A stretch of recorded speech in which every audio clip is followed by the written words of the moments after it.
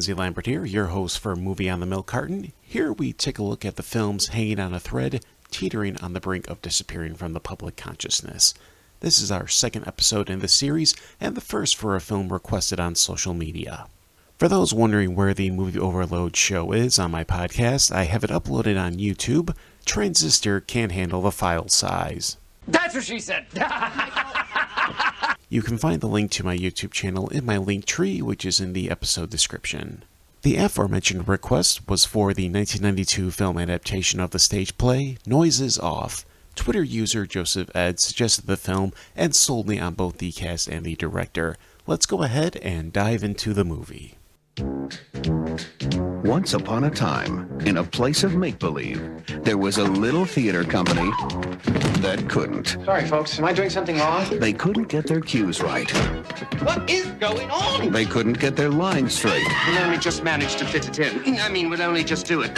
They couldn't even stand on their own 2 feet. Are you all right, Gary? Don't panic, don't panic! He's all right! Oh, well done. Until a director was hired Hold it! Stop. Hold it! to take control. God said, hold it! He started with the basics. We know you've worked over in London in some very classy places where they let you make the play up as you go along. But we don't want that kind of thing here, love. Developed their talent. Would it perhaps be better if I came on a little earlier? Right, only a little sooner, a shade earlier, like yesterday. Nurtured their creativity. Let me just say one thing. No. Could I ask another dumb question? No. And guided their every move. Don't fall down, Tim. We may not be insured. Now, if he can only get them to Broadway in one piece. I'm starting to know what God felt like. And what did he feel like? Very pleased he'd taken his Valium. They just might have a happy ending. It's like the band playing on as the Titanic sank. Touchstone Pictures and Amblin Entertainment present a Peter Bogdanovich picture. Is it a party? Noises Off. I've worked with a lot of directors, but I've never met one who is so totally and absolutely, I don't know. Beautifully put, Gary. Noises Off opens with the Broadway premiere of the British farce Nothing On, a play directed by Lloyd Fellows. Just as the play begins, he leaves the theater in a panic. He recalls the previous months, remembering the events that led to the New York City run. We start in Des Moines, where the tech rehearsal is actually the dress rehearsal. It is literally hours before curtain up. Somehow they pull it off, garnering enough success that they go to Palm Beach for another theatrical run. It was this sequence when the movie won me over. The frenetic energy of the cast and the quick camera work of cinematographer Tim Sahersteed make for an engaging experience. We see a lot of the behind-the-scenes shenanigans and the spirit of the source material. The original play, written by Michael Frayn, was inspired by Lynn Redgrave's The Two of Us. What impressed Frayn was the play was not about what was happening in the front stage, but what was happening behind the stage. Actors fought, whether it was over egos or for indulging in booze. The jokes and pranks the cast pull on each other will entertain fans of the farcical elements of Jonathan Lynn's Clue. The play continues through Cleveland until the film's climax in Broadway, which takes us full circle back to the beginning. The play within the play element is intriguing, and the relationship between the characters fuel the conflict. There is a love triangle between Lloyd the director, Brooke the young actress, and Poppy the stagehand/understudy. Meanwhile, you have the alcoholic Selsden missing his cues and chasing the booze around the set. Tim Allgood rushing to keep up with the demands of Lloyd. The film was a financial flop, only making about $2 million on a budget of $12. The film holds a respectable 7.5 out of 10 from 11,000 ratings on IMDb. Rotten Tomatoes has the critic rating at 61% with 23 reviews, while the audience at a more forgiving rate of 84% after 5,000 plus ratings. Siskel and Ebert gave the film the dreaded 2 thumbs down. The biggest issue critics had with the film was that they felt the transfer from stage to screen was to its detriment. Over time, public opinion has looked at this film more favorably.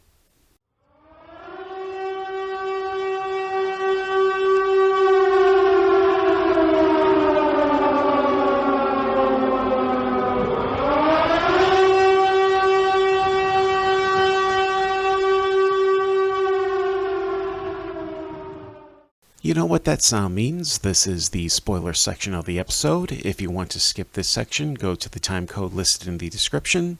You've been warned.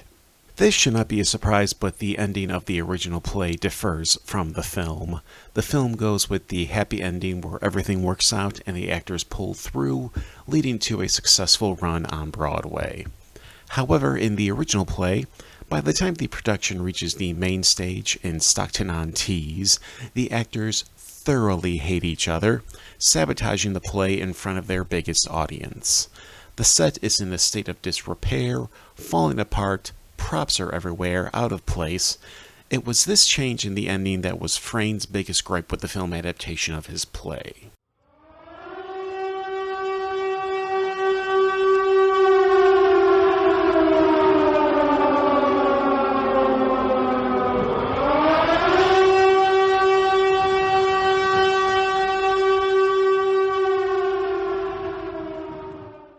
Oh, and noises off refers to the turning off of sound effects of a play production. If that somehow is a spoiler for you, then you're just being unreasonable at this point. As I mentioned in the intro, the casting and director sold me on giving this film a look. So much talent was in this film, they had to credit them alphabetically. So that's how I'm going to approach this group of familiar faces.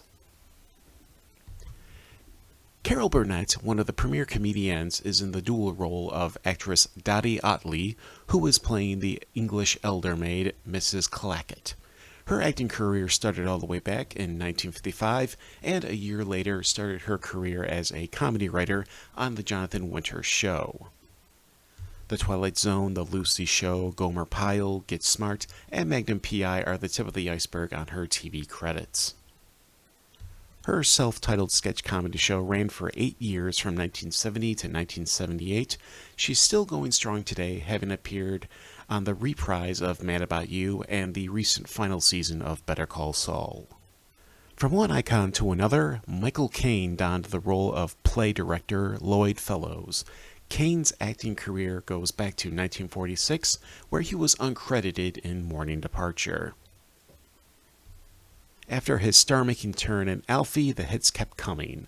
The Harry Palmer series, The Italian Job, Sleuth, Get Carter, The Man Who Would Be King, Muppet Christmas Carol, the Nolan Batman films where he was a great Alfred Pennyworth, The Prestige. He has his share of classic lines. 5, 4, 3, 2, 1, go!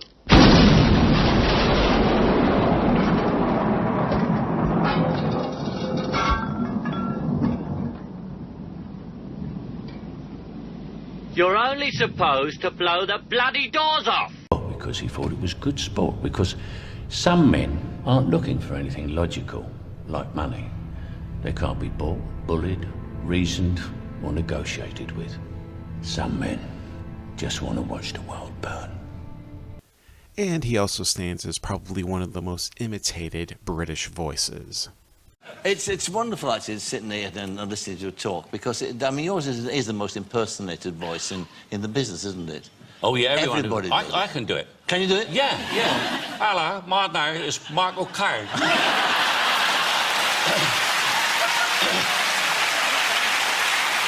I'm finished yet. I'm not finished yet. Not many people know that. I sound like this bloody moron. My name's Michael Caine. So he can't really, You know where they've got me now? On a. They have me on birthday cards, Yes, when you're with them. It's your birthday today. Not many people know that.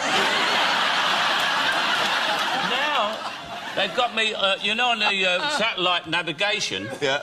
Where you're in the car, where it's me going, now take the second turning on the left. And you'll wind up right in the shit, I'll show you. If anybody's got a sat-nav with me giving instructions on it, I said, watch out where you go, that's all. We looked into it, I said, everyone said, have you been doing sat-navs? I said, no, I don't do sat-navs. I don't do birthday cards either. But all I have to print is that this is an impersonation by Joe Smo. That's right. And you can't do anything. That's right, exactly so. Yeah. Denholm Elliott is the drunkard Selsdon Mowbray, who is a burglar in Nothing On. Elliott, a legendary character actor himself going back to 1947, many genre fans know him as Marcus Brody in Raiders of the Lost Ark and The Last Crusade for Indiana Jones. He was also in a few Amicus horror anthologies, The House That Dripped Blood and The Vault of Horror. He was in the comedy classic Trading Places. Sadly, Noises Off would be his last acting role before he passed away in 1992.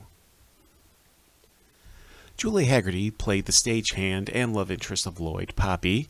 She has that charming fancy about her, her fairy-esque voice, which makes her all the more effective of a comedic foil. Haggerty made her acting debut in the parody classic Airplane. Talk about a strong start. She was a frequent television player, appearing on Murphy Brown, ER, King of the Hill, and Malcolm in the Middle. She was in Freddy Got Fingered, and hopefully that'll be the last time I ever have to mention that movie.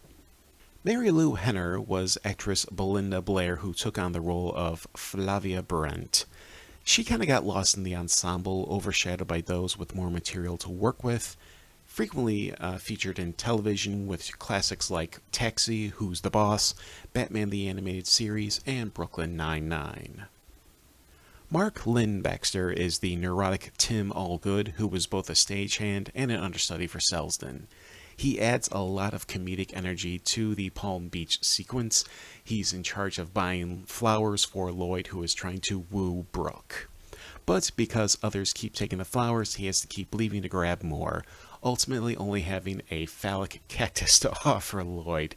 For a whole generation, people know Mark Linn-Baker as Cousin Laddie. Perfect Strangers was a big part of my regular Friday night media consumption as a kid, as it was for a whole generation. He also appeared on Hanging with Mr. Cooper, Spin City, as well as Law & Order: Criminal Intent. Christopher Reeve played actor Frederick Dallas, who was in the role of Philip Brent. Reeve has some of his Clark Kent charm in his turn as Dallas. His nose bleeds when he's around any physical violence, which adds some absurdity to the film. Reeve is Superman. Sorry, Snyder fans. Actually, no, I'm not sorry. Reeve captured the good heart of the character in the Golden Age comics. He was also great in the Tales from the Crypt episode, co-starring with Meatloaf, Art LaFleur, and Judd Nelson, where they cook human meat and it ends up becoming the hottest eating spot in the city. John Ritter takes on the role of Gary Lejeune, who is in the role of Roger Tramplemain. Ritter stands out as the actor willing to call out Lloyd as the director for his shortcomings and for his missteps. Ritter was just such a great talent. He's still sorely missed today. He had a long stretch in television before his recurring role as Reverend Fordwick on The Waltons. 8 years on Three's Company.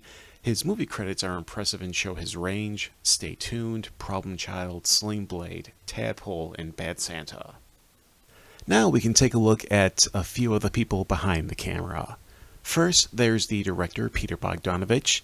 The man, like many, got his start working under Roger Corman.